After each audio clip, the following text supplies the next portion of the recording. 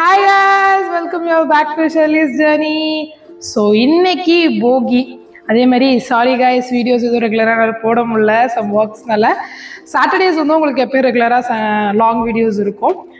டியூஸ்டேஸில் ஏன் இப்போ ரீசெண்டாக லாங் வீடியோ போடுறேன்னா எக்ஸ்போ, அது மாதிரி இன்னைக்கு பொங்கல் ஃபெஸ்டிவல்ஸ் போயிட்டு இருக்குது, போகி இருக்குது, அதனால பொங்கல் செலிப்ரேஷன் வீடியோஸ் அது மாதிரி மட்டும் டியூஸ்டே லாங் வீடியோஸ் இருக்கும். மேக்ஸிமம் சாட்டர்டே தான் இருக்கும். இது மாதிரி ஏதாச்சும் நீங்கள் மிஸ் அவுட் பண்ணிடக்கூடாது நான் நினச்சோம் அப்படின்னா அப்படி நான் போடுறேன் கைஸ். அதே மாதிரி நீங்கள் பொங்கல் வீடியோஸ் பார்த்துருப்பீங்க நேரத்துக்கு. அப்புறம் அது பேர் என்ன வீடியோஸ் போட்டோ எக்ஸிபிஷன் வீடியோஸ்லாம் பார்த்துப்பீங்க. பார்ட் 2 இன்னும் நான் அப்லோட் பண்ணல. இந்த பொங்கல் சீரீஸ் எல்லாம் முடிச்சுன்னா நான் பார்ட் 2 அப்லோட் பண்ணுறேன் கைஸ். அதுக்குள்ளே எக்ஸிபிஷன் மூடிடுவா, அதனால ஓகே. அதேமாரி கைஸ், இந்த ஓப்போ ரினோ யூசர்ஸ் யாராச்சும் இருந்தீங்கன்னா, நம்ம நார்மல் கேமராவில் இன்பில்ட்டாக எக்ஸ்டர்னல் மைக் ஒர்க்கே ஆகாதா? அது எனக்கு இவ்வளோ நாளாக தெரில. ரெக்கார்டிங் பண்ணும்போது சரி நம்ம மைக்கு தான் ஒழுங்கா இல்லைன்னு சொல்லி பார்த்துட்டே இருந்தேன். இப்போ ரீசெண்டாக நான் வந்து கேமரா கீழே போட்டதுனால ஒரு எக்ஸிபிஷன்லேயே பெரிய ஃபால்ட் ஆகி கேமரா எடுக்கவும் இல்லை. அம்மா ஃபோனில் தான் பார்ட் 2 எடுத்து வச்சுருக்கோம். அதுமாதிரி நிறையா இது வந்தோடனே சரி கூகுளில் போய் என்னெல்லாம் இருக்குதுன்னு சும்மா பார்த்தப்ப தான் தெரியுது கேமராவில் எக்ஸ்டர்னல் குவாலிட்டி கிடையாதா, எக்ஸ்டர்னல் மைக் சப்போர்ட் பண்ணாதாவோ போல், அதுக்கு தனி நீங்கள் கேமரா டவுன்லோட் பண்ணணும்னு சொன்னிச்சு. அதே மாதிரி வீடியோ ஷூட் பண்ணும்போது ஏர்ப்ளைன் மோடில் போட்டால் தான் ஷூட் ஆகுது, இல்லாட்டி ஓவராக ஸ்டக் ஆகுது, ஹேங் ஆகுது. ஃபோன் வாங்கி 1 இயர் தான் கைஸ் ஆகுது. இவ்வளோ பெரிய பிரச்சனை இருந்தாலும் நம்ம ஜேர்னியை நம்ம எப்பயுமே ரிஜிஸ்டர் பண்ணி தான் ஆகணும். அதனால இன்னைக்கு போகி செலிப்ரேஷன் எல்லாரும் வந்து எரிப்பாங்க.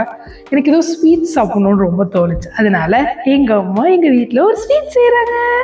அது எப்படிலாம் செய்கிறாங்கன்றத எங்கள் வீட்டு ஸ்டைலில் நான் உங்களுக்கு சொல்கிறேன். பிடிச்சிருந்தா செஞ்சு பார்த்து வீடியோஸ் ஃபோட்டோஸ் இது பண்ணிங்கன்னா டேக் பண்ண மறந்துடாதீங்க ஷர்லீஸ் ஜேர்னியை. ஓகே கைஸ், போய் பார்ப்போம் அம்மா என்னெல்லாம் பண்ணுறாங்க அப்படின்னு.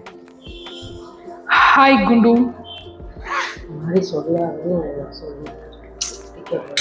என்னப்பா என்னோட எமோஷனல் எங்கள் அம்மா பேரை பிடிச்சிச்சு, நான் அப்படி கூப்பிடுறேன்.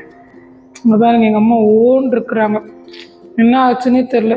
எங்கள் அம்மா ஒரு ரொம்ப ஓன்னு போகிறாங்க, டல்லாக இருக்கிறாங்க. சரி இருங்க, நான் கேமராவை திருப்பேன்.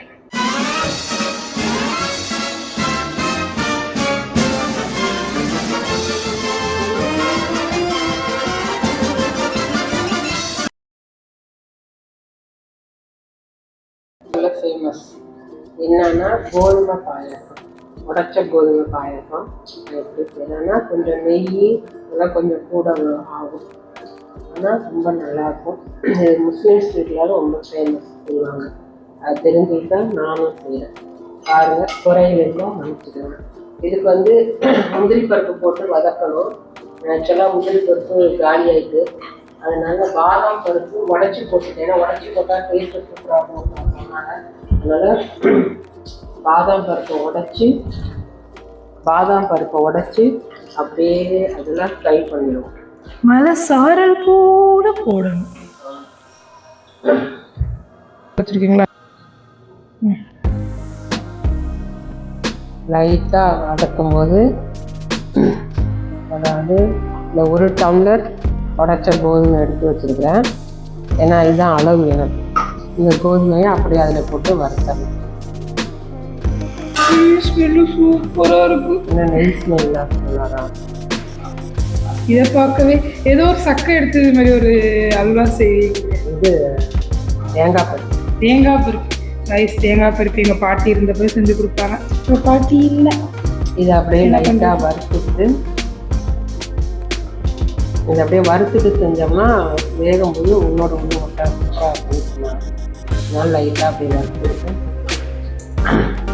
என்ன இருந்தாலும் அவங்க செஞ்சு கொடுக்குற தேங்காய் பருப்பி டேஸ்ட் வந்து கடையில் வாங்கினாலும் தென்னை மரம்லாம் வந்து எங்கள் தோட்டத்தில் இருந்ததுனால அவங்க நிறையா தேங்காய், அது முத்துன தேங்காய். நம்ம கடையில் வாங்கினோம்னா எலசா இருக்கும்.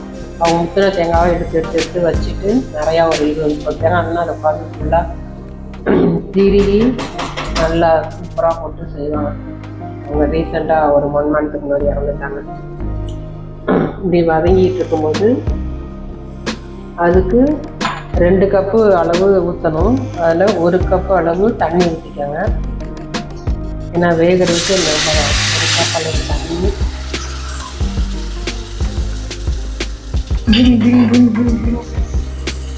அதுக்கப்புறம் 1 கப் அளவு பால்.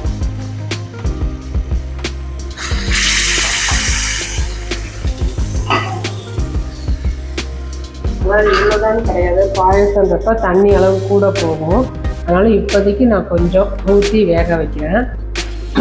அதுக்கப்புறம் என்ன வெந்ததுக்கப்புறம் வேணால் நமக்கு தண்ணியாக கொஞ்சம் வேணும் அப்படின்னா பால் ஒரு டம்ளர் ஊற்றுறோம்னா தண்ணியாக சூப்பராகும்.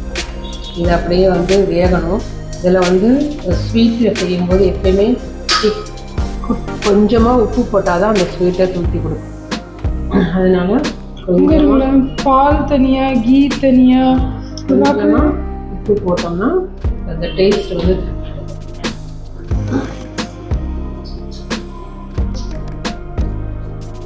இது அப்படியே கொஞ்ச நேரம் அப்படியே வேகட்டும். அதை டிஸ்டர்ப் பண்ணக்கூடாது, ஏன்னா அப்போ தான் வேகும். அப்படியே வெந்து கொஞ்சம் ஒரு 5 நிமிஷம் கழிச்சதுக்கப்புறம் பார்ப்போம். பாருங்க வெந்துருச்சு, நல்லா வெந்துருச்சு. ஏன்னா இது உடைச்ச கோதுமைனால நல்லா வெந்துடும். தண்ணி பத்தலை என்ன பண்ணலாம், இதுக்கு வந்து ஜீனி ஆட் பண்ணுறதுனால கொஞ்சம் தண்ணி விடும். அதுக்கு முன்னாடி இன்னும் கொஞ்சம் வந்து பால் ஊற்றலாம்.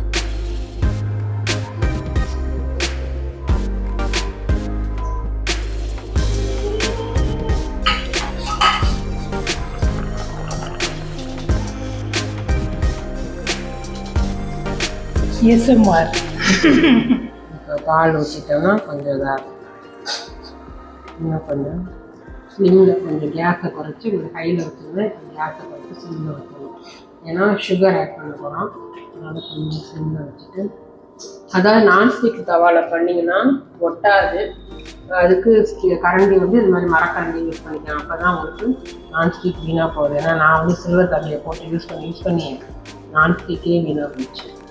இப்படி போட்டுட்டு இருக்கும்போது மில்க் மாரி ஆக்சுவலாக அந்த டப்பா ஃபுல்லாக ஊற்றணும். அது வந்து நேற்று கொஞ்சம் செஞ்சுட்டோம், அதனால் இருக்கிறத ஊற்றுறோம்.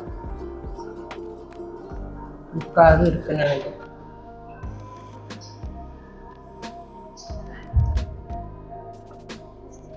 எல்லாம் பால் கலந்து அதை ஊற்றிருக்கலாம், மறந்துட்டேன். எல்லாத்தையுமே நாங்கள் மறந்து தான் செய்வோம். எல்லாரும் கற்றுக்கிறது பாடம் தானே, இதுவும் ஒரு பாடம் தானே. நான் கற்றுக்கிறேன், செய்யுங்க. அதை நல்லா கிழக்கி சாப்பிட்றது அதை ஊற்றிடும். அதுக்கப்புறம் 1 கப் ரவா போட்டோமா 1 கப் ஜீனினா மில்க் மேட் யாராவது ஊற்றிக்கிறதுனால 1 கப் ஜீனி. இதில் வந்து ஆக்சுவலாக பேரிச்சம்பழம் போட்டோம்னா சும்மா டேஸ்ட்டு பயங்கரமாக இருக்கும். பேரிச்சம்பழம் நான் வாங்கலை, அது சளி வந்து திடீர்னு வந்து செய்யணும்னு சொன்னதுனால வீட்டில் இருக்க வச்சு செய்யணும்னு சொல்லிட்டு செஞ்சுட்டேன். அவங்க வீட்டில் சடனா யாரும் கெஸ்ட் வந்துட்டாங்கன்னா ஸ்வீட் கேட்டாங்கன்னா என்ன பண்ணுறேன் அப்படின்னு சொல்லி இதை செஞ்சுட்டு பஜ்ஜி செஞ்சு போட்டிங்கன்னா செம்ம சூப்பராக இருக்கும். அப்படியே ஒரு டீ போட்டு போட்டிங்கன்னா செம்ம சூப்பராக இருக்கும். எல்லா வீட்லேயும் பாயசம் வேறு மாதிரி பாயசம் செய்வாங்க. இது வந்து திருவாரூரில் பயங்கர ஃபேமஸ். எல்லா கல்யாண வீட்லேயும் இல்லாத, எனக்கு ரொம்ப பிடிச்ச பாயசம் இல்லாத இந்த பாயசமே கிடையாது. மூடி கொஞ்சம் தண்ணி, ஏன்னா ஜீனி போட்டனால நீட்டு கொடுக்கும். அவ்வளோதான், மிஷின் உடஞ்சு அந்த நேரத்தில் அப்படியே விட்டாங்க. நம்மளோட லஞ்ச் என்னன்னு பார்ப்போமா?